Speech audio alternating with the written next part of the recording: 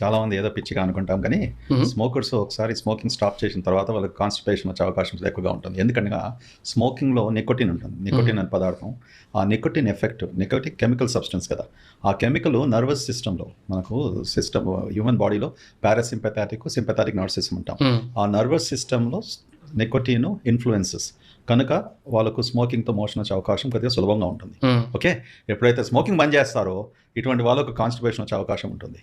So not only constipation, వాళ్ళకు anxiety, చిరుడు, హుహు. ఇవన్నీ కూడా వాళ్ళకు కొన్ని డైజెషన్లో ప్రాబ్లమ్స్, వెయిట్ గెయిన్ చాలా ముఖ్యంగా స్మోకింగ్ స్టాప్ చేసిన తర్వాత. హుహు. ఓకే, ఎందుకంటే స్మోకింగ్ చేసినప్పుడు నికోటిన్ యాపిటైట్ని కూడా సప్రెస్ చేస్తుంది. ఓకే. అందుకని వాళ్ళ ఆకలి ఎక్కువ కాదు వాళ్ళకు.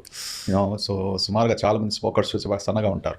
Right right. Once you quit the smoking, ఒకసారి స్మోకింగ్ స్టాప్ చేస్తే ఇవన్నీ సమ్ ఆఫ్ ది ప్రాబ్లమ్స్, ఈ డిస్టర్బెన్సెస్ వచ్చే అవకాశం ఎక్కువ. So how should they stop smoking then? అంటే ఎట్లా? You should absolutely stop smoking, and anything in life is that you wait till you readjust to the next phase. అంతే కదా, that's all there to it. ఒక habit మనం మార్చుకోవాలంటే over night మార్చుకున్నప్పటికీ ఏమవుతుంది, కొన్ని side effects ఉంటాయి. Gradually. అది తట్టుకొని ముందుకెళ్ళాలి, అంతే కదా. That's what they should do, as long as understanding ఉన్నప్పటికీ.